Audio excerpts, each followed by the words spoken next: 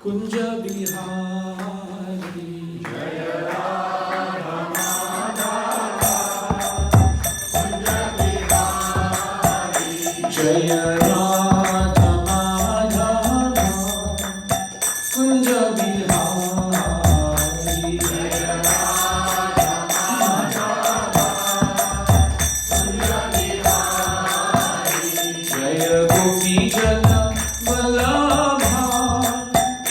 Jaya Girivaradhari. Jaya Girivaradhari.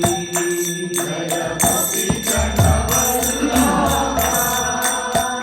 Jaya Girivaradhari. Jaya Girivaradhari.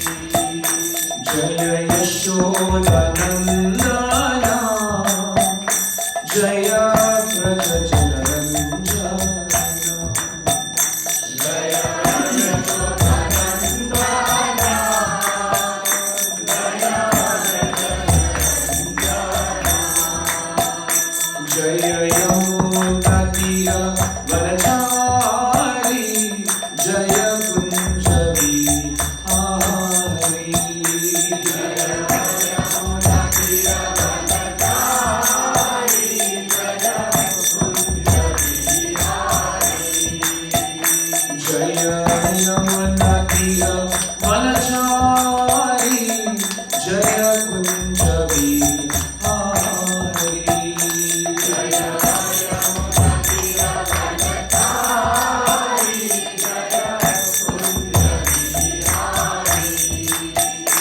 Jaya Yamunatira Vanachari.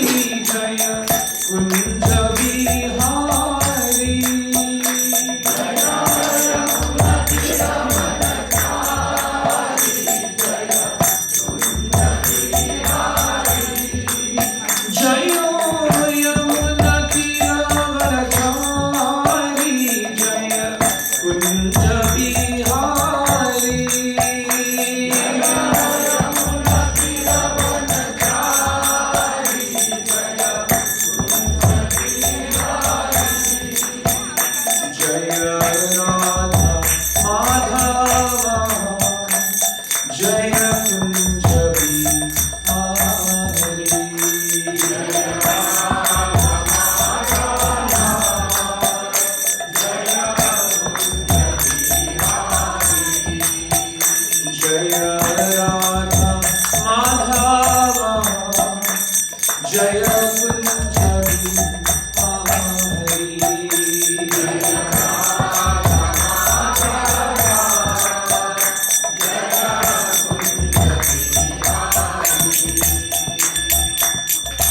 Jai Shri Shri Radha Madhav ki Jai. Jai Shri Krishna Balaram ji ki Jai. Jai Srila Prabhupada ki Jai. Jai Srila Gurudeva ki Jai. Nitai Gaura Premanande. Om Namo Bhagavate Vasudevaya.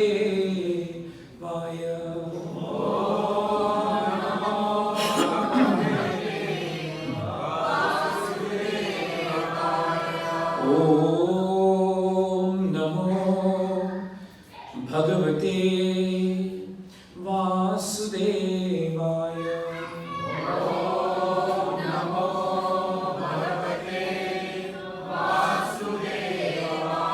Vasudevaya. Om Namo Bhagavate Vasudevaya.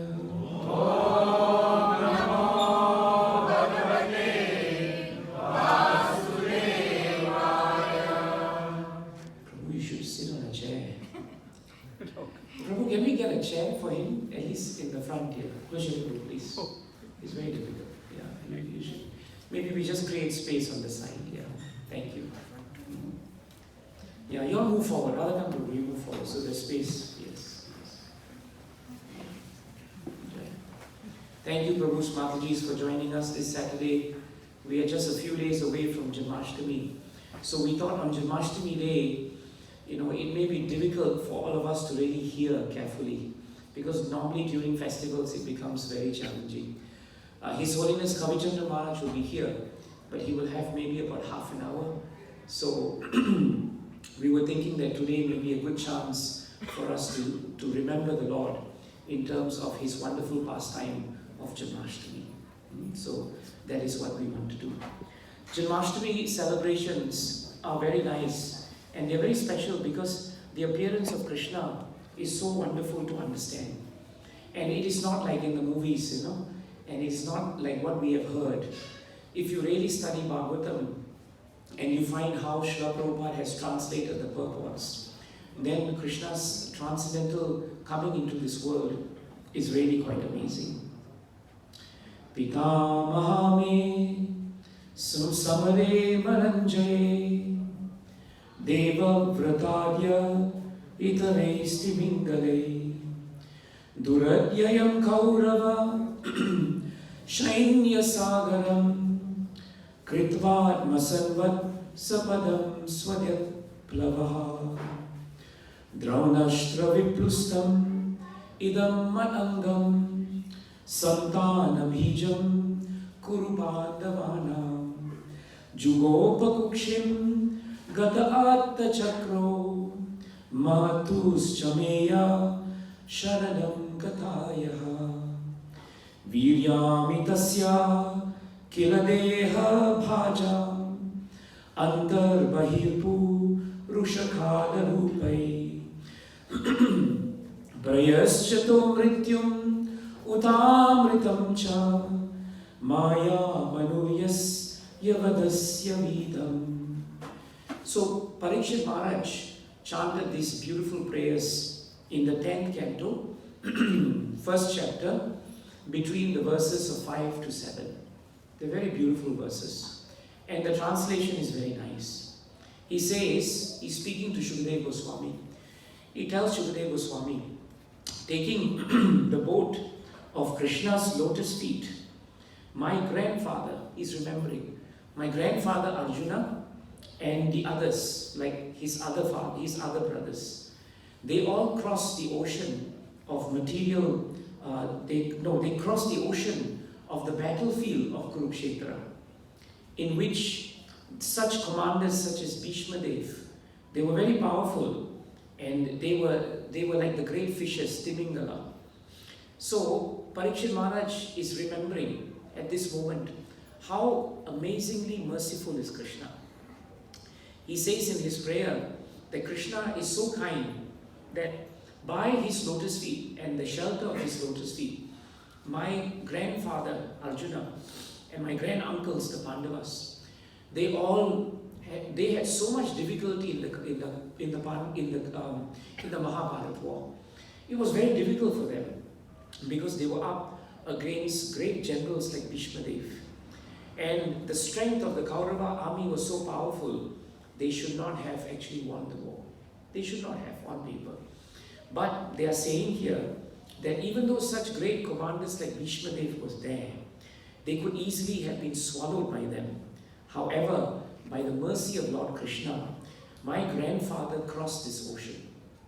He's remembering how, by the mercy of Krishna, someone like Arjuna, his grandfather, managed to cross this ocean, this battlefield, which was very difficult to cross.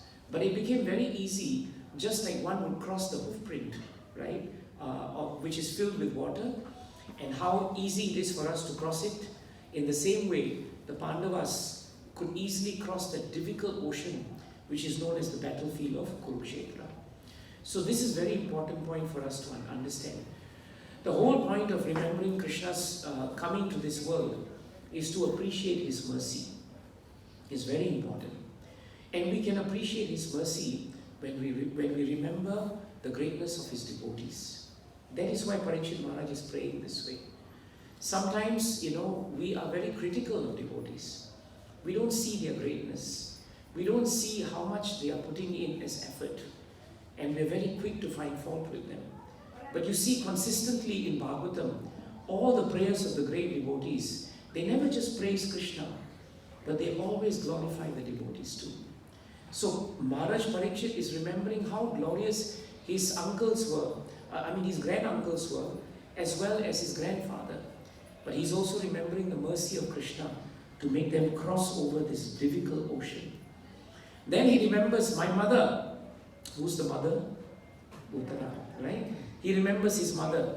He says, my mother surrendered to Lord Krishna's lotus feet. And the Lord, with Sudarshan Chakra in hand, he entered the womb of my mother. That was how merciful Krishna was. He entered the womb of Uttara Mata to protect Parikshit Maharaj. So he's saying that I was the last remaining descendant. And despite that, despite the fact that I was just unborn, Krishna was so kind that he came into the womb of my mother, and he protected me. And in that way, he protected the progeny, right, of the Kuru and the Pandava dynasty. Don't forget, even the Kuru dynasty was going to be wiped out, right? But Parikshit Maharaj was the last hope, and they were going to be wiped out by the fiery weapon of Ashwatthama. Then he says, Krishna appearing within and outside of this materially embodied living beings by his own potency, he has come in the form of eternal time. Krishna comes as Paramatma and Krishna comes as Virat Rupa. Where we are sitting, this material world is the Virat Rupa. But sitting within us is also Krishna as Paramatma. So he's saying that Krishna, you're so kind, you're Antaryami inside, but you're also sustaining this whole universe. Sometimes we take it for granted that we're able to come to the center, sit down, have prasadam. But all this is a manifestation of Krishna's mercy. It is. And this is what Parikshit Maharaj is feeling. And so he says, that Krishna, you come either as cruel death or you come in life itself. So kindly enlighten me by describing all his wonderful characteristics. This is how the whole pastime of Janmashtami begins. And I think it's a good way for us to start, because we can also appreciate Krishna this way. So Bhagavatam tells us actually that even before Kamsa came, there were already demons, and they were becoming too much. They were putting too much burden onto this material world. And Bhumi Devi went in the form of a cow, and she was crying. And she went to see Brahmaji. And Brahmaji then called the Devatas. And the Devatas also expressed that this world was becoming too much because of the onslaught of demonic nature. So Brahmaji went to the edge of Svetadvip ocean. And you know how Brahma would meditate on Krishna. And he prayed very hard at the lotus feet of Krishna. And they all, the Purusha Sukta prayers and the demigods, they chant these prayers, and they all chanted these prayers. But at the end of all their prayers, there was nothing from Krishna. But Brahma sat down in a trance, Krishna book tells us, and he started praying. And Tene Brahma Hridaya Adhikavaye. You know the first verse in Bhagavatam, isn't it? In the first verse in Bhagavatam, it is nicely stated that Krishna revealed Bhagavatam through the heart of Brahma. And so Brahma sat down in trance and he remembered Krishna. And in that way, the Lord spoke to him from inside. And the Lord told him that now I am fully aware that Bhumi Devi is in difficulty now. Do not worry. I am coming to this world. I will descend as I am. I will come as Bhagwan, right? I will come as the supreme original personality of Godhead. But now you tell the Devatas that because I'm coming and I'll be born in the Yadu dynasty, all of them should also make preparations to be born into this world also. Very important. All of you. In other words, all the Devatas, please come. All of you come and all of you be born. And bring your wives also, because your wives must also come and they must also be born into this world. So Krishna was making arrangements that everybody should come and everybody should be part of Krishna's pastime. And the word that's really nice there, that is stated actually, is Tat Priyartam. Krishna tells the Devatas and Brahma, when you come to this world, come not because you have to come. Come because you must please me. You see the point? So don't come to Gauranga Center because you have to come. Come because of Tad Priyartam. Don't come because, what to do, I have to make up attendance, isn't it? So I better come. No. Come because you want to please Krishna. When you want to come to please Krishna, Krishna will allow you to come next week again. When you come again next week to please him, he will allow you to come the following week. But if you keep not coming for the right reason, then next week your mind will give you some favorable arguments. I have this, I have that, I'm busy here, I'm busy there. What more can we be busy except to come and hear about Krishna? Right? It's very important. Very, very, very important. And we've told all our preachers also that you never have preaching programs on the day of our programs. So there's no excuse for anyone to say, Prabhu, I'm preaching somewhere. You preach other days, but you come and hear about Krishna here. So that is the meaning of Tat Priyartam. See, in Krishna book, how specific this point is given. So then Krishna stopped speaking and Brahma left. And now after that happened, Kamsa became too much. Bhagavatam says, of all the demon kings who overburdened Bhumi Devi, it was Kamsa who eventually became very difficult. He became very difficult. And when he became very difficult, then what happened was, right, immediately as Kamsa became very difficult, Bhumi Devi started crying, things became very, very unbearable for her, but the time was coming. The time was coming. So one day it is stated that Kamsa was in a very good mood because his sister Devaki had just been given in marriage to Vasudev. Right? Vasudev was the son of Surasena. Devaki's father was Devaka, also known as Ugrasena. And Kamsa was actually the son of Ugrasena. And Ugrasena was actually the king of the Yadu, Bhoja, Andaka dynasties. Right? Surasena was actually the king of provincial Mathura district. So they were all of royalty actually. Right? So when this marriage came, it was very nice. And Kamsa, in a moment of great humility, right, he decided that he will take the chariot reins instead of a chariot driver, and he will ride. He will actually move the chariot. As he was doing that, an unembodied voice came out. And the voice said, Kamsa, you are a rascal and you are a fool. If someone calls you fool, it's all right.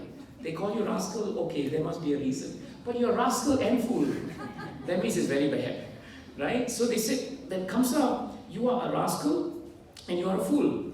Because you don't realize that the same sister you're so nicely riding for the marriage will be the same sister, right, whose 8th child will actually kill you. He will kill you. So when he heard that, right, of course, Kamsa became very upset. And when Kamsa became very upset, he thought, how can this be? This is not correct. So he got down, he took out his sword, and without hesitation, he was going to kill his own sister. Prabhupada writes in the purport that this is the behavior of what we call demonic persons, right? Demonic persons have this tendency that for a while they may be very nice, but the moment their self-interest, Prabhupada writes, is compromised, then they will not hesitate to destroy anyone. This is a very important point. So therefore, Kamsa decided there and then that I must kill my sister. The moment he raised his sword, Vasudev put his hand up and stopped him. Stopped him. And at that point of time when Vasudev stopped him, Vasudev had to think very quickly. Imagine the situation, how precarious it was. Bhagavatam tells us that Vasudev knew that Kamsa was not a person to be trifled with. You cannot take him for granted because he's a dangerous person. So Vasudev told him something that is very important. Vasudev told him, why do you want to kill my sister, your sister now? First of all, she's your sister, right? Why do you need to kill her? There's no need to kill her. And do you not know that everyone who is born must die, right? In fact, those who are born, death is accompanying them. This is a very nice point. We don't think of it that way. The moment you're born, death is accompanying you. Yamaraj is your lifelong companion. He's always following you everywhere. And every day, Vasudev said, you are dying. Supposing someone is 25 years old, they have died for 25 years. Prabhupada writes in the purport, actually they have died for 25 years. You see the point? So, Vasudev spoke in this way because he realized now that he was in a very precarious situation. Either you save his wife, or immediately everything will go. So Vasudeva tried to impress upon Kamsa that why must you kill her when eventually she will die? And don't forget one other thing, Kamsa. You are going to be the heir to the entire dynasty of Andhakas, Vishnis, Bojas. Do you really, really want your reputation to go? Do you want to do that? Because if you do that, then nobody will look up to you and you will lose the respect of everyone. Everyone. Now that was an important argument. Okay? Because Kamsa's nature was, reputation was important to him. Name and fame was very important to him. So then he began thinking carefully. If I kill her now, it will be a problem. People will not like me. And Vasudeva then told him something very important. He said, now, let's do this. Devaki is just getting married to me. The voice has said that the child to be born to kill you is the 8th child. So actually nothing has happened now. Think about it, nothing has happened now. By killing her, you will lose your reputation. Better let her live. Let us live as husband and wife. I promise you, every time a child is born, I will bring the child to you. And I will give you that child. And you can kill the child. That is the point Vasudeva said. You do with the child what you want. Now people may ask, why did Vasudeva do this? Prabhupada writes in the purport, Vasudeva was a wise person. He was extremely wise. He also knew one very important thing. He also understood this great thing. Prabhupada says, Vasudeva knew how to pacify a cruel person and how to forgive even the most bitterest of enemies. That was Vasudeva's quality. And that's the quality of a devotee. A devotee knows how to pacify even a person who's cruel. Even if people are harsh, we don't become harsh with them, but we know how to pacify them. That is a mark of a devotee. At the same time, even if there's an enemy whom we don't like, we also know how to forgive them. We don't keep it in our hearts. Anytime you keep something in your heart, Krishna is not there. He has just left. He has left. Always remember that. If you don't have space for Krishna, it's because you are keeping and holding grudges. And Vasudeva had no grudge. Kamsa had plenty, that's why there was no Krishna in the heart. Right? So you go back home, all of us should go back home and think, okay, how many grudges I have? 1, 2, 3, 4, 5, 6, 7, 8. To that extent of grudges you have, that much square meters in your heart, no space for Krishna. No space for Krishna. It's a good exercise, you know. And grudge doesn't mean, lifetime grudge. It can be today somebody came and told you something, now you're very angry with the person. Put down, that's a grudge. And that space, Krishna is not there anymore. So he said, I will do this. And my word is my word of honor. And Kamsa even recognized. Kamsa even knew that Vasudeva will never go back on his word. Imagine, even demons have respect for devotees. And so Kamsa said, all right, I accept that. And now you may go. Now people sometimes ask, who was this disembodied voice? If you read carefully Krishna book, Prabhupada writes that this embodied voice was the voice of the Devas. It was the voice of the Devas, not Krishna. The Devas. Why? Because the Devas were too eager to come. They were too eager to come and serve Krishna. And they thought, my God, 1, 2, 3, 4, 5, 6, 7, 8 is too long. Better we start now. And so he thought, let Kamsa begin. And so the Devatas did that out of enthusiasm. You may think this is crazy, but they did it out of enthusiasm. So then Kamsa became satisfied. All right, it's okay. Leave it now. Okay? You can just go. Now, Vasudeva, true to his word, first child in the first year was born. And the child was Kirtiman. And the moment that happened, Vasudeva took Kirtiman and brought him, eldest son, to Kamsa and said, I'm keeping my word. What kind of a person must he be? How powerful a devotee he must be to keep his word. He kept his word and he gave it to him. Now when he kept his promise, Prabhupada writes in the purport, a devotee who keeps his promise is the standard of character. That's why devotees must be reliable. If you say you're coming for service at 12, don't come at 12:05. You should be here at 12. That is the standard of your character. We take these things for granted, but Krishna sees everything. And Prabhupada, our Acharya, writes about these things in Bhagavatam. It's a very important principle. Not we just come in when we want, we do service when we want, we walk away when we want. No, we can't do that. Service means only if you're going to die, then you say, I'm just going to die, I'm sorry, I can't come for the service. Right? If you're not well, if you can't speak, if you have problems, if you have to do the service, you do the service. That is the standard of character. And because of that, you know what happened? Kamsa thought, no, actually it's all right. Since you are such a man of your word, and since the 8th child is going to trouble me, keep your child. So it's very interesting how sometimes Kamsa shows flashes of magnanimity and greatness, isn't it? What does that show us? It shows that every one of us has a little bit of demon and a little bit of deva, isn't it? We can choose to be demonic, or we can choose to be deva-like. If we are devotees, we will be exhibiting devata-like symptoms. But if our devotional service is compromised, we'll become more and more asuric in our behavior.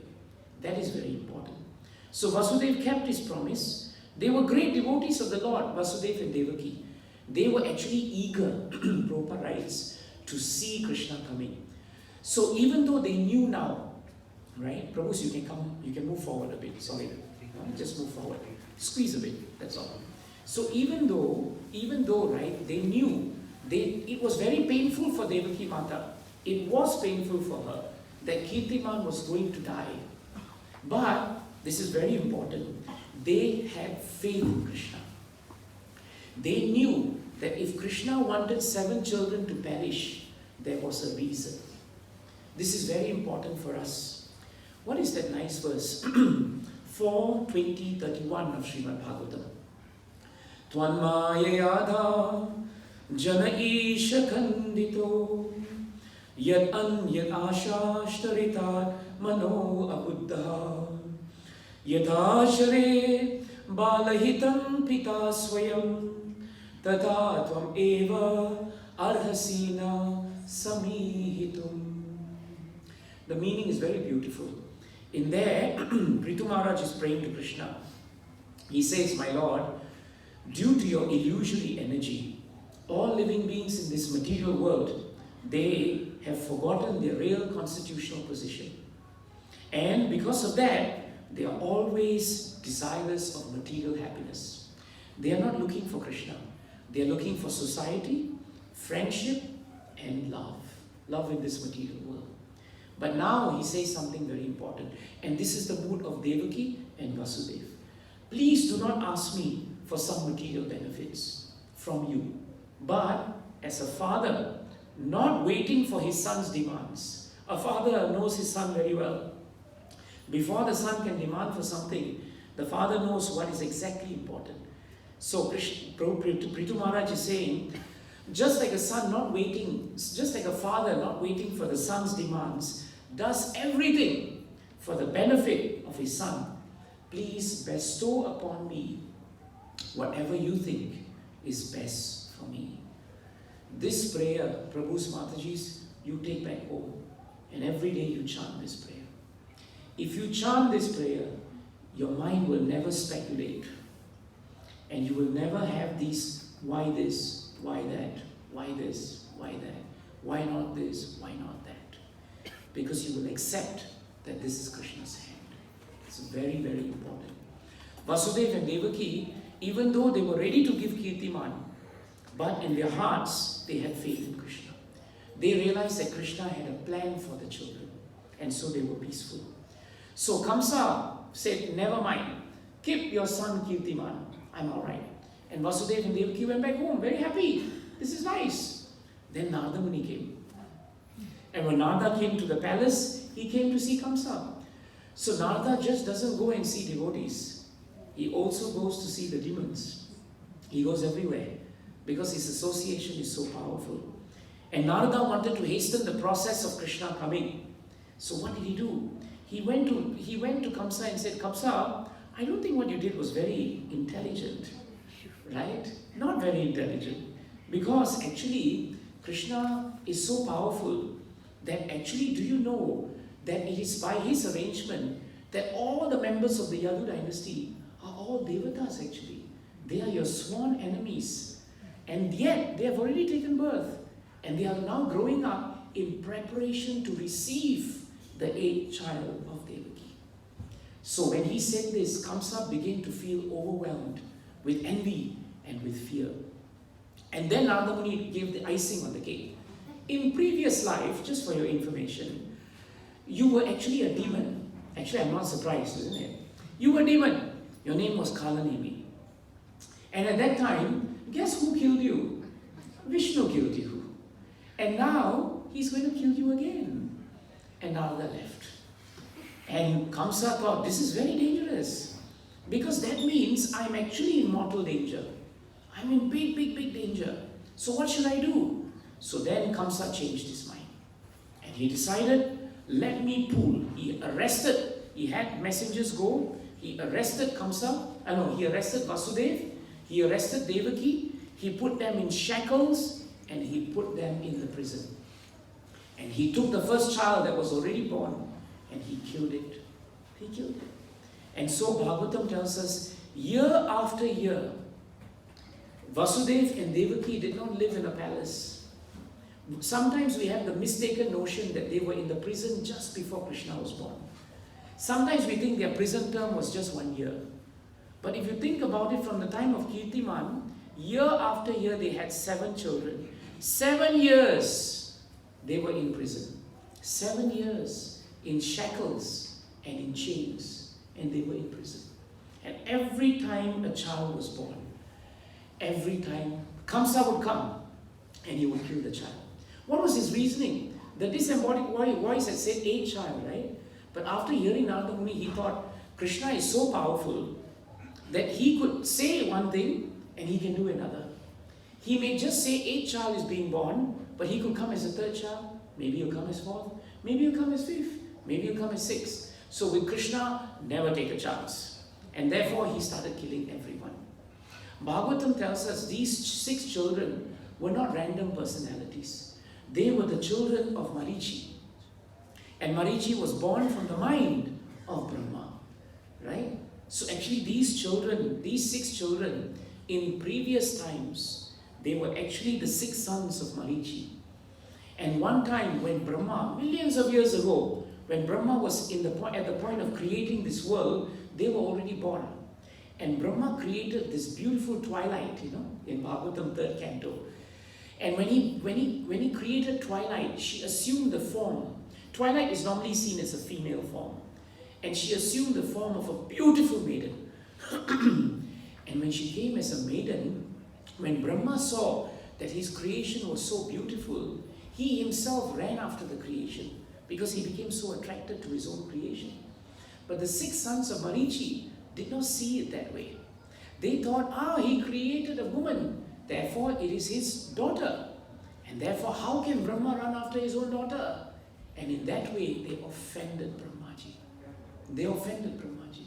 Now, the way we presented it to you, you will not feel anything offensive in your mind, because that is how Brahmaji was seeing the situation. But unfortunately, when our minds, when the mind is contaminated, it is ripe for criticism and for finding fault. That is why sometimes Prabhupada says, right, the 6 sons represent the 6 enemies of the mind. And these enemies, what are the 6 enemies? Kama, Krodha, Lobha, Moha, Matsarya. Mother and Matsarya, right?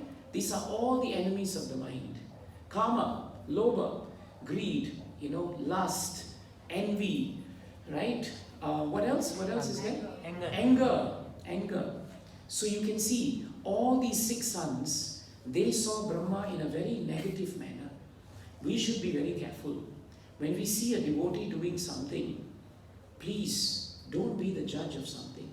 If you're not sure why a devotee is doing something, you speak to an authority about the devotee. Let the devotee clarify it. Sometimes people do things for a reason. Why we are quick to judge them? It's very important. Very important. So the 6 sons, because of their offense, they were born into the womb of Devaki so that they would be killed at the point of birth as punishment for how they offended a Param Vaishnava like Brahma. You see how dangerous it is? Very, very dangerous. So we should be very careful never to offend devotees. Even in our mind, Marichi's mind, even in mind, don't offend devotees. Please don't. Even in our dreams, we should not offend devotees. Very important. So now we understand the 6 children, right? One after the other, they were killed.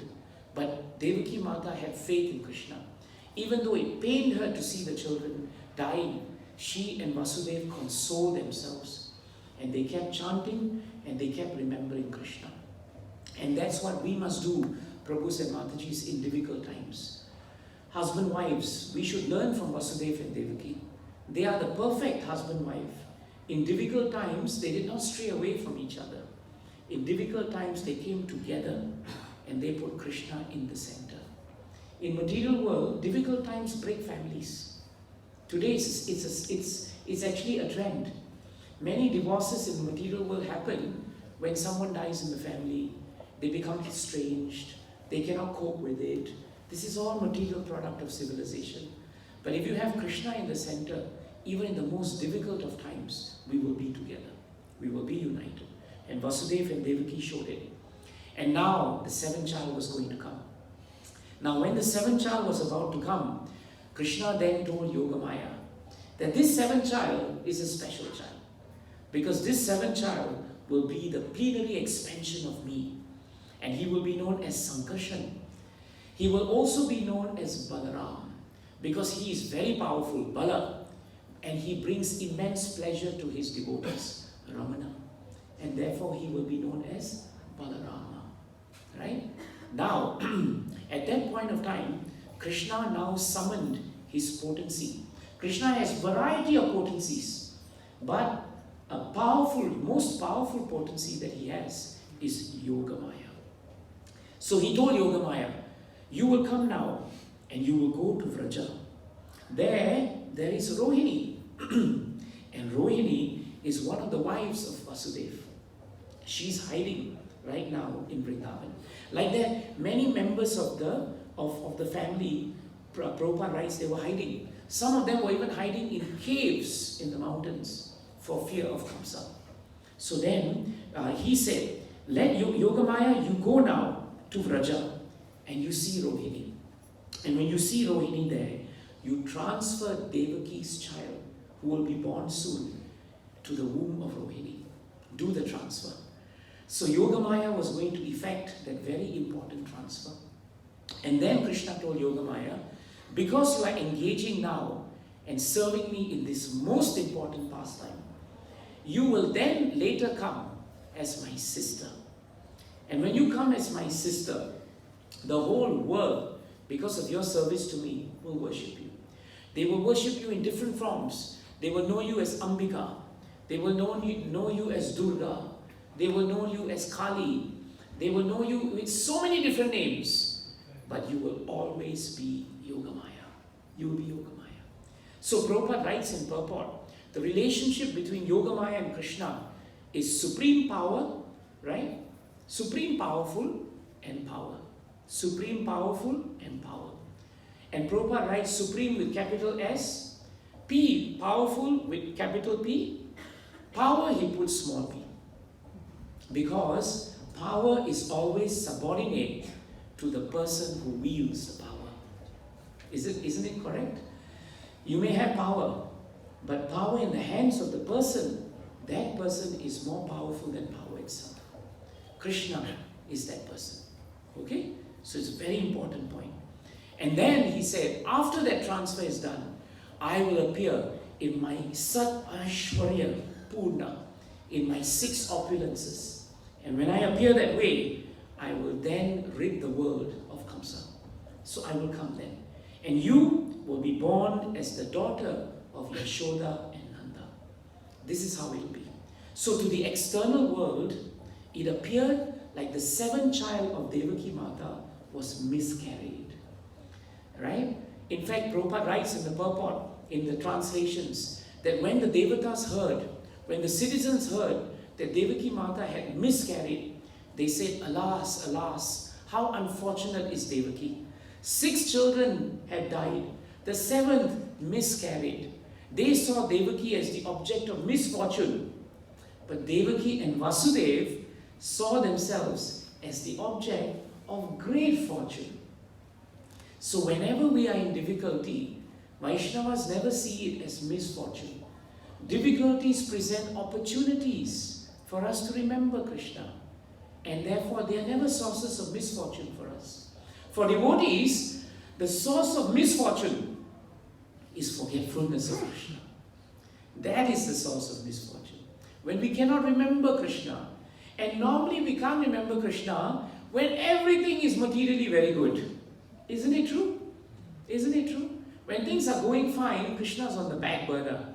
Okay, Krishna, I'll just apply for leave from bhakti for a few days and enjoy myself for a while. Then suddenly when things go wrong, quickly I'll come back to bhakti because I need Krishna, you see. So for the world, Devaki was so misfortunate, but Devaki understood it was not a miscarriage, not a miscarriage at all. And now the time was coming for Krishna to appear.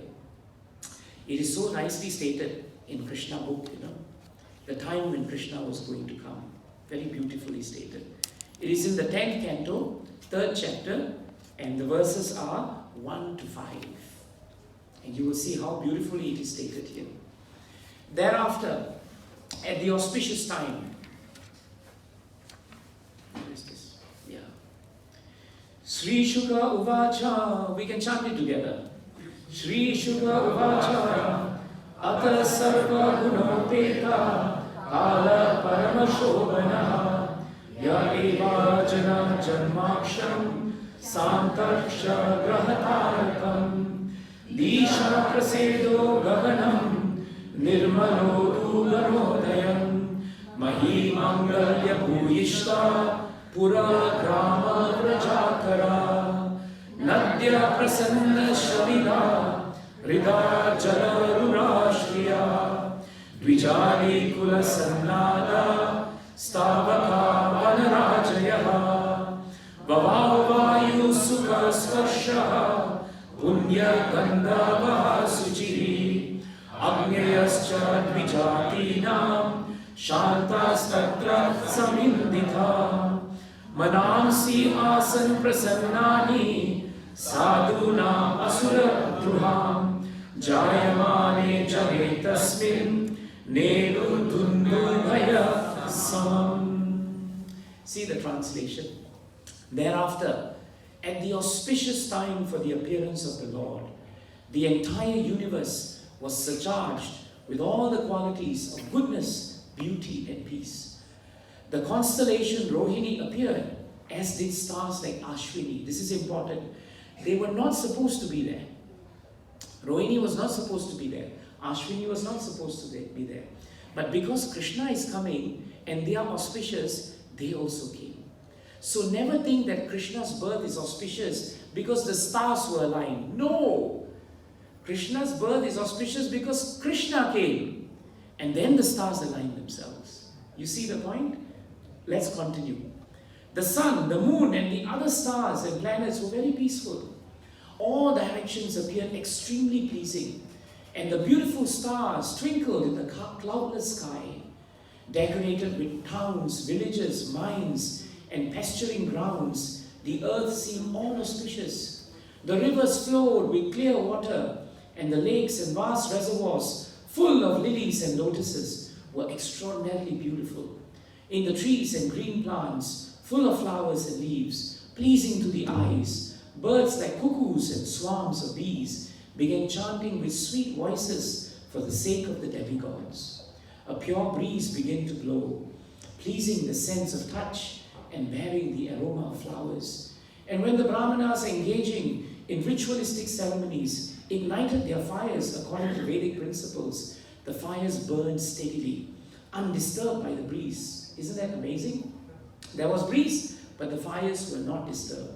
Thus, when the birthless Lord Vishnu, the Supreme Personality of Godhead, was about to appear, the saints and Brahmanas, who had always been disturbed by demons like Kamsa and his men, felt peace within the core of their hearts and kettle drums simultaneously vibrated from the upper planetary systems. How beautiful, how beautiful. And therefore, Krishna at that point of time decided to manifest himself. Prabhupada says, a very important point, that when Krishna started coming, at that point of time, as we say, nothing was auspicious because Kamsa was there. In fact, the moon was waxing. It is Janmashtami, it's not Purnima. But at the time when Krishna was coming into this world, it is stated that the waxing moon became so happy and joyous that the waxing moon became a full moon. She became full because she was so happy. She was so happy. The other argument the acharyas say is, Krishna traditionally is born in the lunar dynasty, right? And because he's in a lunar dynasty, special privileges will come to him. Even the moon is prepared to obey Krishna. And so waxing moon became a full moon. Full moon. So many things changed just because of Krishna. And therefore, Prabhus and Matajis, so many things in our lives can change just because of Krishna. We can be disturbed, but as soon as we allow Krishna to appear in our lives, that is the meaning of Janmashtami. Janmashtami means that Krishna actually appears in our lives. Now, how did Krishna appear? This is very important. Bhagavatam tells us, Krishna, the super soul of all living entities, he first appeared in the mind of Vasudeva. At the time when he was coming, he entered the mind of Vasudeva. Why the mind? Because the mind by nature is the most difficult thing to control. And therefore Krishna first gave mercy to Vasudeva by entering into his mind with full opulences. And the moment he came that way, Vasudeva captured Krishna in his mind. But he immediately transferred Krishna into his heart. Why did Vasudeva put Krishna into his heart? Because Vasudeva realized that the mind by nature is not the resting place for Krishna. So our mind must always be aligned to our hearts. If we hear Krishna and we think of Krishna, then we cement what we think in our hearts. That's why from the mind, he was transferred into his heart. And Prabhupada writes very nicely that the moment Krishna got transferred into the heart of Vasudeva, Krishna awakened his consciousness to devotional service. This awakening of consciousness is the appearance of Krishna. This awakening of consciousness is Janmashtami. You see the point? Janmashtami is not only the physical appearance of Krishna, it is the awakening of consciousness of Krishna in our hearts. Very, very important. So now Vasudeva had already had Krishna in his heart. And Bhagavatam said because Krishna was now in the heart of Vasudeva, Vasudeva began glowing. He was just glowing. The whole prison was dark, but Vasudeva was like a natural light in the prison. And Devaki Mata became very excited because she could see now that Vasudeva had Krishna. He had Krishna. And now Vasudeva decided, now is the time for me to transfer Krishna.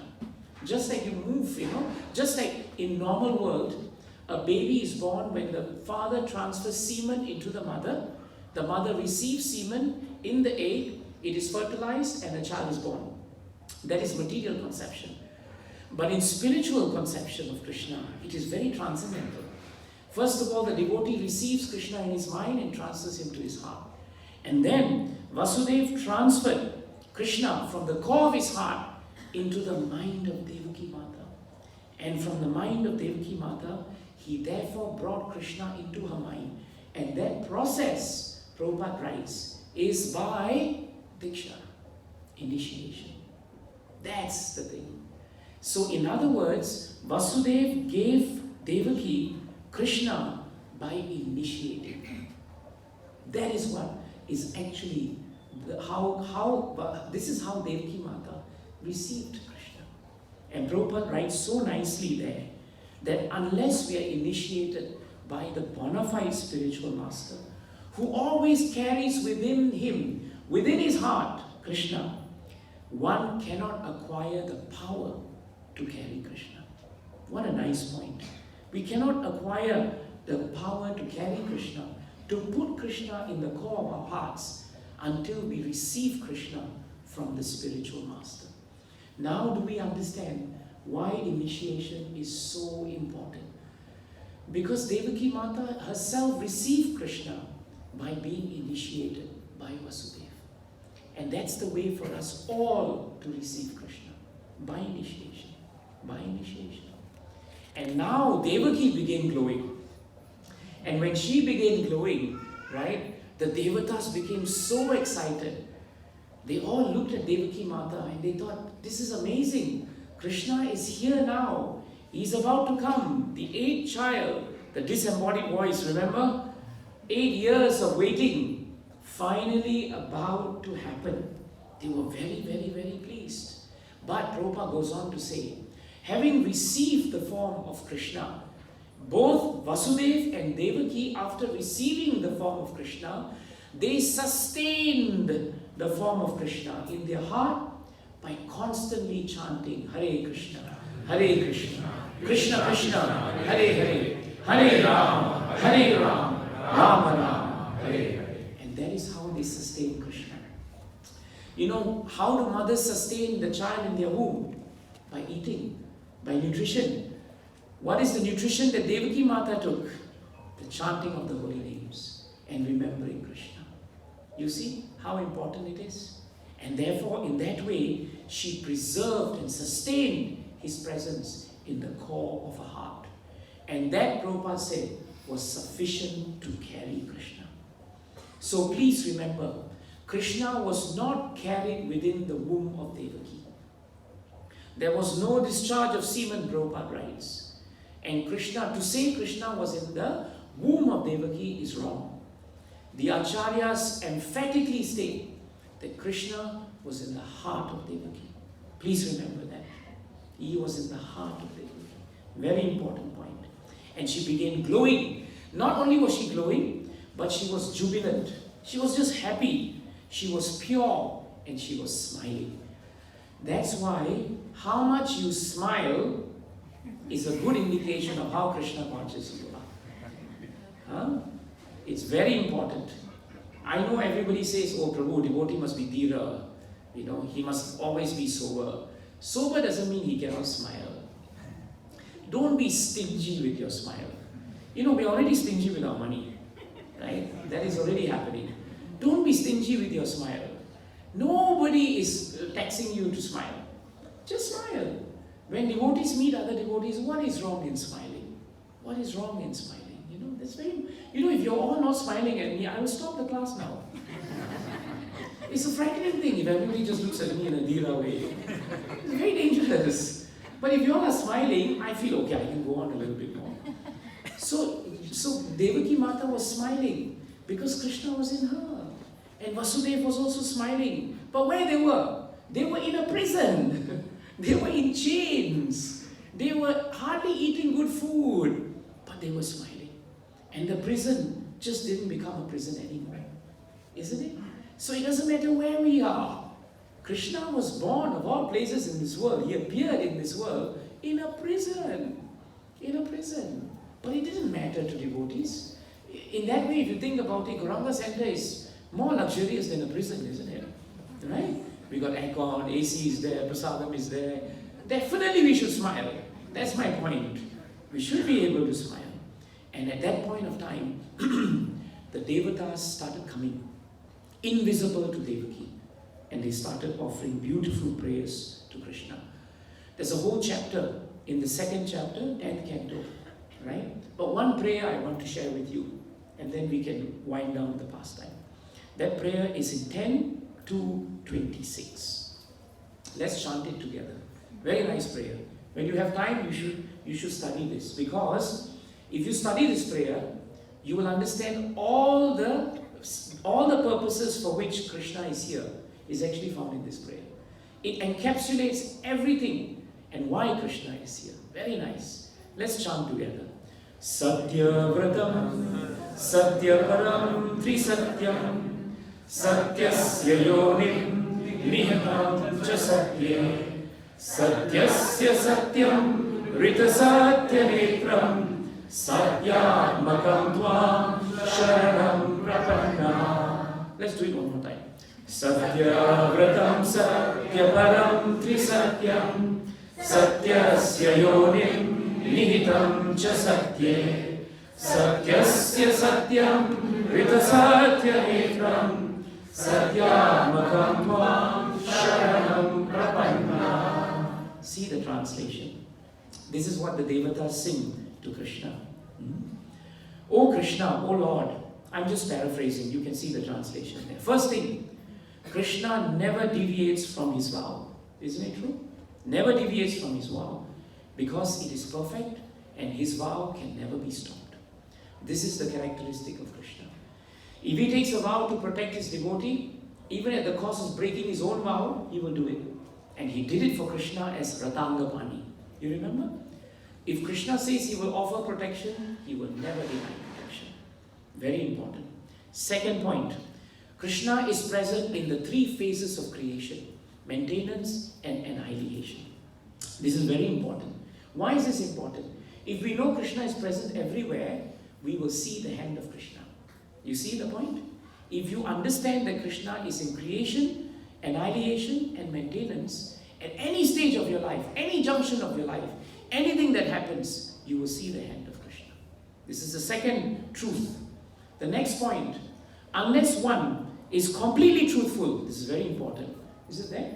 Unless one is completely truthful, one cannot achieve your favor, which therefore cannot be delivered to hypocrites. Powerful point, isn't it? Therefore, we cannot be hypocritical in front of Krishna. Don't show one face and then try and be another face. No, Krishna sees everything. Then, Krishna is Antaryami. He is the active principle in every ingredient of the creation. Remember Parikshit Maharaj said, Krishna is in Virat Rupa and he is Paramatma. There isn't a place that Krishna is not found. Any corner of this place, Krishna is also there. Any corner of your heart, Krishna is also there. Any corner of your mind, Krishna is also there. Fifth principle, Krishna is equal to everyone. Therefore, his instructions apply to everyone. Isn't that wonderful logic? If Krishna is Sama Sarva Bhuteshu, if he's equal to everyone, therefore what is the implication? The implication is his instruction is equal to everyone and is equally applicable to everyone. When you study Bhagavatam and Bhagavad Gita, it is not enough to just study the prayer. After you study the prayer, you have to understand what is the import of that. How does that apply to you? This is how the prayer applies. If Krishna is equal to everyone, people say, so what? The implication is if he's equal to everyone, his instructions is applicable to everyone. Everyone. Very important point. Sixth principle, Krishna is the beginning of truth. And the last principle, we surrender to you. Prapanna. If you don't read any other prayers of the Devatas, you just take this prayer. And all other prayers are found in this prayer. And so we did a quick summary. And now, right, Krishna, the auspicious time has come, as we said just now, and we read. And the auspicious time was so beautiful. The moon became full. Rohini, Ashwini, they all came. And Krishna now appeared. How did he come? Did he come through labor? No. Was it 9-10 hours? Devaki Mata sweating it out. Devaki Mata just asking for an epidural because the pain is too much. No, nothing like that. Was Krishna in breech position? Okay, we have to turn him around now. He's not coming out properly. Oh, I'm sorry, Devaki Mata. We have to do cesarean now. Nothing like that. Nothing. Because Krishna came from the heart. From the heart. Oh, by the way, Satyadat Prabhu has a baby girl. And she was born at 6:38 p.m. on Balram Purnima. Amazing, huh? Very nice, very nice. I just was reminded of how Kasturi Mataji must have gone through the birth and how now Devaki Mata spared so much of problems. My Guru Maharaj said, when you hear of how Devaki Mata gave birth to Krishna, how much money she saved from the hospital and the doctors and the medical bills and the complications and everything, She was very peaceful. Why? Because she was devotee. Because she was devotee. So Krishna came from the heart of Devaki Mata. And Prabhupada writes there, when he came into this world, he appeared glowing, and he was in his four-armed form of Vishnu. And he came like a light in the dense darkness of the night. It was very dark, Even though there was a moon, it was still considered very dark. It's simultaneously dark, but there is a moon. Cannot understand it, isn't it? But with Krishna, it's always like that. So never regard Krishna's appearance, right, as ordinary. It is not ordinary. What is that verse? 4:9. Janma, karma, chame, divyam. Evam yo vedi tadvataha. Krishna, his appearance, his activities, his appearance, his activities, his transcendental nature, if we really understand that it is transcendental, then when we leave our body, we will never come back to this world again. So if today, just give me another 10 minutes, by 6:45, if we are all convinced that Krishna's appearance is transcendental, we will all go back to Krishna. We will. It will happen. And we have to say this every day. We have to remind ourselves every day. We take it for granted. We've heard this verse so many times. They just want to encourage us. Actually, we won't go back. Just for encouragement, like how a child, never mind, you do very well. Actually, you will fail, but doesn't matter. No. Shlokas are not meant for just, restless and whimsical encouragement. No. If you really accept tonight in your heart, after hearing this class, if you have read Bhagavatam and you really accept Krishna, you have come through the heart of Devaki Mata. You are transcendental. I leave my life in your hands. You go back home to God. You will. Now, to end today's point, we must see it from two different angles. What was Vasudev's reaction when Krishna came? And what was Devaki Mata's reaction? And then after that, what happened? Then the pastime will wind down. Now, when Vasudeva saw Krishna in four-handed form, he was struck with wonder. Why? Because the four-handed form of Vasudeva, of Vishnu, is Vasudeva's family deity. So for him, right, it was an affirmation. Krishna, you have affirmed that it is you, because you have come as my Ishta Devata. So Bhagavatam says, he became very fearless. He became fearless, and he was also glowing, because his heart was full of Krishna. And he mentally offered 10,000 cows immediately as an offering to all the Brahmanas. You may think, what did he do? He's in a jail. What is he doing? But he mentally offered because of his devotion to Krishna. Right? That doesn't mean that now you all mentally offer $100 more. I'm giving Jairo $100, but now, Sir Prabhu, I have just heard from Bhagavatam that it's very possible that I can offer with mine. So I'm offering $1,000 a month to Gitareadingsociety for Jagannath, but it is all from my mind. Sir Prabhu said that is very good, but you have to be in shackles and chained in a prison, and then you make the offering. We'll accept it. It's not the case, right? So please remember that. So now what happened? Vasudeva became very fearless, and he was so happy, and mentally he offered. Now what was Devaki Mata's reaction? Devaki Mata was a bit different. She was afraid of Kamsa. And she's a mother, so she's protective of Krishna, right? Mothers have that great strong protection. So she told Krishna in very simple terms, this is all very nice, but please, you just become a child. Okay? Right? I'm happy that you are like this, but you just become a child. Now, Prabhupada writes extensively, quoting Acharyas here. He says that Krishna came as Vishnu because demons don't believe that he's Supreme Personality of Godhead. Demonic, faithless persons, they will just say he was just a baby. Well, he just came out looking like a baby. But when he came out looking like someone who never can be an ordinary person, at least people will know that he is God. That's one point. But there was another reason also. Another reason is because Krishna wanted to remind Devaki and Vasudeva, which he will speak now, right? That actually I have come to you in 2 previous lives. And I came as Vishnu, Devaki Mata, just to remind you that I am the Supreme Personality of Godhead. So there's always a reason why he takes this form, you see. And it's important to understand it and explain it to people, right? That's the reason.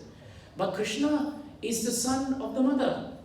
And when he heard and when he saw Devaki Mata so fearful, Kamsa is going to come, he became a transcendental, beautiful infant, the way that we have seen him, right? So beautiful. Now Prabhupada writes here about Devaki's fearfulness. Prabhupada says Devaki Mata represents bhakti and Kamsa represents material association. Devotees always fear material association because they know when you are in the association of materialists, it is easy to forget Krishna. That fear is not a fear which is dilapidating. It is not a fear that weakens us. It is a fear that grounds us on the ground. So that we don't become too proud to say, I can just walk into our neighbor, the 2 karaokes there, sit down, speak Krishna consciousness Monday to Friday, and come here and become devotee. We wouldn't advise that. Because you may not be able to do it. Yamuna Mataji, very famous disciple of Prabhupada, they were going everywhere to chant Krishna conscious, they were doing Nam, Harinam, And one day they went to a pub and Prabhupada waited up for them. And when they came back, Prabhupada said, why did you go there? And they said to chant the holy name. But when she described how the pub was, Prabhupada said, no, I'm very fearful of all of you going there. Don't go there. That's what Devaki Mata was saying. That's the point. That devotees should fear material association. Because when you are fearful of something, you are alert to it. Am I right? When you're fearful of something, you are alert to it. You will avoid it because you know it's not good for you. So do not think it as a weakness. It is actually the fact that our life should not be spoiled by material association. Prabhupada writes in the purport, so nicely. He says in the purport of 10.2.6, a pure devotee is always fearful of material existence. No one knows what will happen next. For one may be here, or one may have to change his body at any moment. Knowing this fact, a pure devotee acts in such a way that he will not have his life spoiled by being obliged to accept another body and undergo the tribulations of material existence. This is bhayam, fear. Everyone should be alert and fearful of material existence. Krishna is always alert to protecting his devotees. He's very kind, he's very affectionate, but the devotee must not take this material existence for granted. Very important. So Devaki Mata's fear is very instructive for us. And now what was Krishna's reaction? Krishna became very pleased with Vasudeva and Devaki, and he spoke to them. He said, in the last 2 births, because of your great penance, you came as Prishni and Sutapa, and I came as Prishni Garbha. You came as Diti and Kashyap, and I came as Vamandev, Upendra. And now, because you still desired, I have come today as the Supreme Personality of Godhead. And to remind you of that, I have come in my 4-handed form. So you can understand, Devaki Mata and Vasudeva, they qualified themselves to receive Krishna. And we must qualify ourselves to receive Jagannath. We must qualify ourselves by our behavior. This is very, very important. And so now Krishna was very happy, and now he instructed Vasudeva. What did he instruct him? He told him now, take me now. You will now take me, and you will bring me, right, across the river Yamuna, and you will bring me to Vrindavan. And there you will place me with who? Yashoda Mata. You will put me there. And there will be a girl. And you will bring her back here. So Vasudeva was thinking, how? I'm in shackles. I'm in prison. How am I going to move? And Krishna said, don't worry. That is going to happen. And so now Krishna was a small child. And in the dense darkness, immediately the prison, right, became very dark. The prison guards fell asleep. All in the palace of Kamsa, which was nearby, everybody went to sleep just to make sure, all gone. And then the shackles of the chain just fell off. And Vasudeva was free. He picked up Krishna in a little basket and he carried it. He opened the door and he saw everyone was sleeping. And so he walked out. And Krishna book tells us that there was a bit of thundery showers. So there was some shower going on. It was a rainy night, right? It was a rainy night. But the moment he came out, Anantasesh, right? He came. Anantasesh, you all know, he is the eternal servitor of Krishna. And Anantasesh came out with his hood. And Prabhupada writes, from the time he came out, Anantasesh gave shelter. Sometimes we take out umbrella, we are ready to help someone, but we don't take it out in time. Then they are wet, then we put the umbrella. People get irritated, I'm already wet, why are you giving me the umbrella? We should learn from Anantasesh. Before he could come out, there was already shade for Krishna. And he started moving. And he came down to the river Yamuna. And because of the thunder and the storm, the waves of Yamuna river was very strong. Now, not in Krishna book, but in Bhagavatam, in the 3rd canto, 1st, 2nd chapters, right? It is stated there that Yamuna ji actually wanted to take darshan and wanted just some Brahma Sparshanam of Krishna. And so Vasudeva was still standing there with Krishna thinking, how am I going to swim? I can't keep him afloat, very, very deep waters. How? And Krishna book says, just like the ocean parted for Lord Ramchandra, Yamuna river parted so that Vasudeva could go. And Vasudeva walked and walked and walked with Krishna, with Anantasesh as the hood for him. And at that point of time, as he was walking, Krishna heard in the heart of Yamuna ji her prayer. And so for a moment, Krishna created the pastime of slipping into the water. Prabhupada writes that in the 3rd canto. When he slipped into the water, Vasudeva went mad. He thought, I've lost Krishna, I've lost Krishna. And that increased his separation for Krishna and increased his remembrance of Krishna. Yamuna ji became so happy, Krishna has touched me. And that is why Yamuna is even more hallowed and greater than Ganga. Because she got that touch of Krishna just after he came into this world. And then Vasudeva picked up Krishna and put him in the basket and went all the way to Vrindavan. And there also everybody was asleep. Yashoda Mata had become very tired, just given birth to a baby girl. And in that point, right, Vasudeva put Krishna there. Imagine what was going through the mind of Vasudeva, knowing that he will never now be able to be with Krishna as a father would be with his son. But he did that to obey the Lord. That is the overriding concern. That is the overriding concern of a devotee.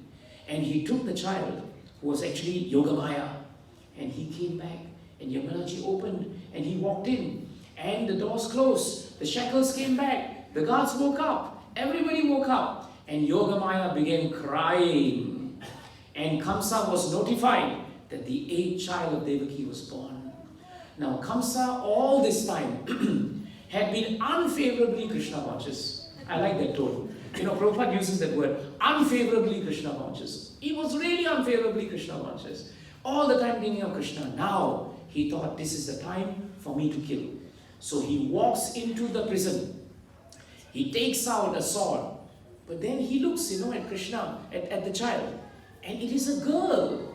And all the time he was thinking, the child could be a boy. Because all the time we keep thinking, someone who's going to kill us must be a male. But why not female, right? Isn't it? Matajis are equally capable of killing, I'm sure. If not more. You have to be careful, actually. So why not? But then, Kamsa was thinking that way. Devaki Mata said, Kamsa, my dear brother, it's a daughter that I have. Don't kill a daughter. It goes against all conscience for you to do that. Right? Don't do that. But Kamsa didn't hear her. He just picked up the child and he wanted to dash it down, Bhagavatam says, but the child dashed up. And she appeared in full form as the powerful Yogamaya. And she laughed at Kamsa. Demons don't like being laughed at. And she laughed at Kamsa and said, Kamsa, you are fool number 1. The child that you want to kill has already been born. And he's free now. and you have no control over the situation. Do you know how painful it is for a demon to know that they have no control over a situation? And Yogamaya used just the right words to instigate Kamsa. You know, sometimes as husband and wife, we know which word to use. You're all laughing, right? So you know which is the trigger, and then he will jump up or she will jump up, isn't it? Yogamaya knows that. And she really made Kamsa very angry. And then she vanished. She vanished. Now when Kamsa heard that, he became very nice to Devaki and Vasudeva. And then he said, please Devaki Mata, my dear sister and brother, I fall at your feet. I repent for what I've done. Because now he knew Krishna was out there. And he was worried now. He said, now I repent for what I've done. And now he says something very astonishing. Till today, whenever I read it, I feel astonished. He says, my dear sister, don't lament. The soul is eternal. No one dies. Everyone lives. Why are we lamenting? Just like Hiranyakashipu in 7th canto, suddenly he speaks Bhagavatam. So the point is, even demons can quote sastras. Even demons can speak Bhagavatam. But are they acting? That is the key. And Kamsa went home. Devaki Mata and Vasudeva forgave him from their heart. They became happy that he was repentant and said, go, it's okay, go back. It's alright, all is forgiven. See how kind they are. Kamsa went back. And if he was just the way he was, there will be no Krishna book. Right? There will be no killings. But he went back to bad association with all his other friends and courtiers. And they said, this is bad. The 8th child of Devaki lives. He will kill you. So Kamsa said, what do you advise? And now they gave advice. Kill every child who has been born on the day of Janmashtami. Go out there. Go to Mathura, the whole district, Vrindavan, and kill. Kill them all. Kill all the saintly persons. Because they have invoked the Devatas. And finally, we will kill Vishnu. And Kamsa, because of Asat Sangha, he said, yeah, very good idea. Very good idea. So what does it tell us? How important is devotee association? And Kamsa, who should have become saintly, lost the chance to be saintly. But that is also Krishna's arrangement, isn't it? Krishna wanted Kamsa to bring out all the demons. Let them come. And Krishna will once and for all rid Bhumi Devi of all these Aristasuras and Agasuras and all the other asuras who are going to come. He's going to do that. And so Krishna was born. He came into this world and he grew up in Vrindavan. And Devaki Mata and Vasudeva, they lived the rest of their life in Mathura. But they lived always remembering Krishna. How much we must be grateful to them for bringing Krishna into this world. And how much we must be grateful to Srila Prabhupada for bringing Krishna into Bhagavatam and for making him alive to us. This is Janmashtami. Jai Shri Krishna Janmashtami Maho Maho Sattva ki Jai. Srila Prabhupada ki Jai. Srila Gurudeva ki Jai. Ananda Gauri Vaishnavinda ki Jai. Nitai Gaura Premanjana. Jai. I'm sorry, my throat has been so bad. You must have been hearing me croaking. Is there any, I can take one question, if anyone wants.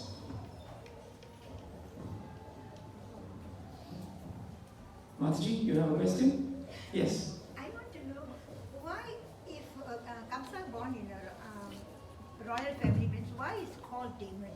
Yes. Why is Kamsa born in a royal family, but he was called a demon? Because a demon can be born in a royal family. It is the behavior that makes someone a demon. So someone could be born in a poor family and be a demon. Could be born in an aristocratic family, be a demon. Bhaumasura, parents, Mataji, was actually Varaha and Bhumi Devi. His father was Varaha, but he was a demon. So you can become a demon if your behavior is not right. So we can wear dhoti kurta, tilak, and we can wear saris. We can even put tilak. But if our behavior is demon, then Krishna will consider that demon and not devotee. That's a very good question. Okay, we will. Yes, Prabhu. Sorry, when you're narrating the past time, I just had an observation about Kamsa and Vasudev, and Devaki as well. So Kamsa and Devaki were brother sisters. So she had natural affection for her and was actually driving the chariot. Yes. And Kamsa knew Devaki from her childhood. Yes. Right. And Vasudev and Devaki were definitely not a love marriage, so they were not knowing each other. Right? So maybe Vasudev knew Devaki maybe 3-4 hours or maybe a few hours before. Right? So when the oracle happened, the announcement happened, right? And when Kamsa took Natya's sword to kill Devaki, in one way, just a contrasting observation. Yes. Kamsa, he actually forsake his entire relationship, Yeah. For his life. Yeah. And he tried to kill Devaki at that time. Right? Yes. All his childhood, and he was so much affectionate that tears were coming down for him. And just in a moment, he just switched that personality. And Vasudev, he just knew Devaki from maybe a few hours or maybe a few days, right? And he actually put his life at risk to save Devaki. Very good point, Prabhu. Right? So, and another thing, Prabhu, that as a husband, he knew that he's not that strong, because he did not put up a fight. Yeah. Right? He just tried to first speak philosophically Yes. on the body level, Yeah. then on mental level, then on ego level. Yes. And finally he gave him assurance, and then he tried to, just an observation about this. Yeah. No, it's very true. It shows us one thing, that family relations count for nothing if self-interest is in the center of our transactions. That's your point. Yeah, and then he actually knew that for next 8 years at least he would, in a prison, but he still put that life at stake. Yeah, that's what he did. So really, being true to our duty is a higher principle than just being born into a family. We may not know someone, but if our duty is to protect them as husband, wife, as leaders, as supporters, then that duty overrides the fact that we know each other even personally. That is a very important thing. Thank you, Prabhu. Now we will have, yes, Prabhu. Yes. Prabhuji, thank you very much for nice realization sharing. So is the Parikshit Maharaj, when heard about that after 7 days he will die? Yes, Parikshit Maharaj, At the yes. same time, Kamsa also know number 8 side would kill him. And we also knew, as you mentioned about when we born, that is always accompany us. Yes. So what should be the, we know the Parikshit Maharaj mode and Kamsa's mode, and Yes. how should we take that? Yeah, no, that's very good. I think we should follow Parikshit Maharaj's route. Parikshit Maharaj realized at that point of time that he had so little time left. He knew at least he had 7 days. We don't know that. But he, unlike Kamsa, Kamsa wanted to extend his time in this world. That's why he was not ready to surrender to Krishna. Parikshit Maharaj surrendered to Krishna, even though he had no time left in this world. So the mood of a devotee is, it doesn't matter whether we have time or no time. If we use that time for Krishna, that time becomes valuable. It's a very good point you brought up. Thank you. Thank you. Yes, Mataji. Prabhuji, I just want to know what is the purpose behind being born in a prison and in such a situation? Then he's a coward, later in Dwarka he becomes the king. Whereas Ram Bhagwan is the king right from the birth, and then he goes to the jungle. Yeah. I guess the purposes of the pastimes are different. For example, in Lord Ram's pastime, Lord Ram wanted to show that he was in a position of having everything. But he took up his duty so seriously that he left everything to uphold his father's promise. In Krishna's case, Krishna was born, he appeared in a prison, right? But actually he's the Lord of the 3 worlds. So nothing finally will prevent him from becoming king of Dwarka. So ultimately, whether we start from this position or that position, Krishna and Lord Ram both teach us the value of our duty, the value that they are absolute, and that they are free to enact their pastimes as they please. That's a very short summary, given time is running, of what we are. And what is very important for us as devotees is to accept these pastimes and the lessons they present to us. Thank you, Mataji. Oh, at this rate, we'll never stop. Last one. Kulshekar Prabhu? I just told this. Mariti's 6 sons who took birth in the Devotees, because they are actually demons. So demons can laugh on the devotees, but not the devotees can laugh on devotees. That's a good point. Actually, Prabhu, they were not demons until they criticized Brahma. When they criticized Brahma, then they became demons. But if not, they were born actually as 6 sons of Marichi. In other words, Prabhu, behavior is within our control. If we behave ourselves, today we are devotees. If we don't behave ourselves, tomorrow we are demons. It is a shifting position. So, Prabhu? Prabhu, you have tell us right about what should be the mood of the devotees. Yes. Right, but when we are in festivals, it's a working days and everything, what should be the mood of the devotee to serve? What should be the mood of devotees during festivals? Plenty of patience, lots of tolerance, multitudes of forgiveness and forgetfulness. Don't be upset if the leader says, do it this way, do it that way. They have something to finish. Take chastisement nicely. And those who want to chastise, don't chastise. Does that help? No? I think festivals are the best time to purify ourselves. Either your festival is Vrindavan atmosphere or Mahabharata atmosphere. But Vrindavan atmosphere is better. We will know now in about 3 days. Let's see how that goes. Thank you, Prabhus, Matajis. Let's all